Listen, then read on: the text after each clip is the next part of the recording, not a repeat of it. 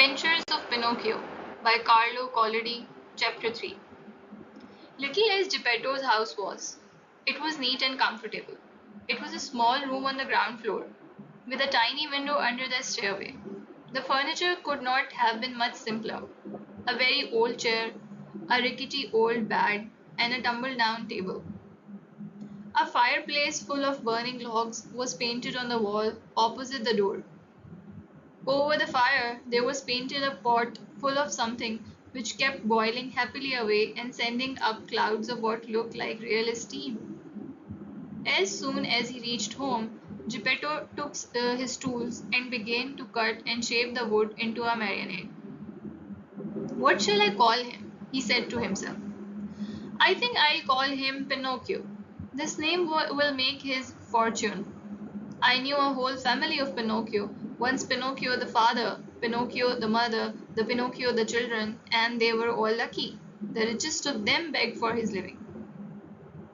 After choosing the name for his marionette, Geppetto set seriously to work to make the hair, the forehead, the eyes.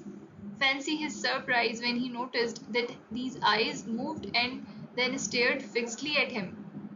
Geppetto, seeing this, felt insulted and said in a grieved tone, Ugly wooden eyes, why do you stare so? There was no answer.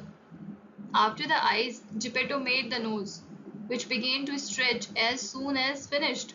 It stretched and stretched and stretched till it became so long it seemed endless. Poor Geppetto kept cutting it and cutting it, but the more he cut, the longer grew that impertinent nose. In despair, he let it alone. Next, he made the mouth.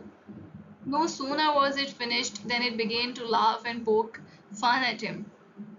Stop laughing, said Geppetto angrily, but he might as well have spoken to the wall. Stop laughing, I say, he roared in a voice of thunder. The mouth stopped laughing, but it stuck out a long tongue.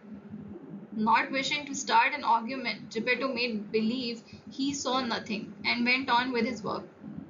After the mouth, he made the chin, then neck, the shoulders, the stomach, the arms, and the hands.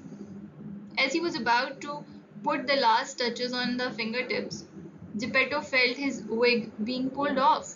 He glanced up, and what did he see? His yellow wig was in the marionette's hand.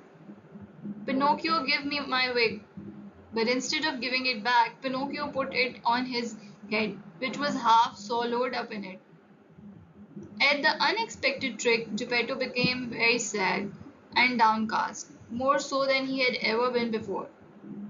Pinocchio, you wicked boy, he cried out, you are not yet finished, and you start out by being impudent to your poor old father. Very bad, my son, very bad. And he wiped away a tear. The legs and feet still had to be made. As soon as they were done, Geppetto felt a sharp kick on the tip of his nose. I deserve it, he said to himself. I should have thought of this before I made him. Now it's too late. He took hold of the marionette under the arms and put him on the floor to teach him to walk. Pinocchio's legs were too stiff that he could not move them, and Geppetto held his hand and showed him how to put out one foot after the other. When his legs were limbered up, Pinocchio started walking by himself and ran all around the room. He came to the open door, and with one leap he was out into the street. Away he flew. Poor Geppetto ran after him, but was unable to catch him, for Pinocchio ran in leaps and bounds, his two wooden feet as they beat on the stones of the street, making as much noise as 20 peasants in wooden shoes. Catch him, Geppetto kept shouting. But the people in the street, seeing a wooden marionette running like the wind, stood still to stare and to laugh until they cried. At last, by sheer luck, a carbineer or a military policeman happened along, who, hearing all that noise, thought that it might be a runaway colt, and stood bravely in the middle of the street, with legs wide apart, firmly resolved to stop it and prevent any trouble. Pinocchio saw the carbineer from afar and tried his best to escape between the legs of the big fellow, but without success. The carpenter grabbed him by the nose. It was an extremely long one and seemed made on purpose for that very thing, and returned him to Mastro Geppetto. The little old man wanted to pull Pinocchio's ears. Think how he felt when, upon searching for them, he discovered that he had forgotten to make them. All he could do was to seize Pinocchio by the back of the neck and take him home. As he was doing so, he shook him 2 or 3 times and said to him angrily, "We are going home now. When we get home, then we'll settle this matter." Pinocchio, on hearing this, threw himself on the ground and refused to take another step. One person after another gathered around the two. Some said one thing, some another.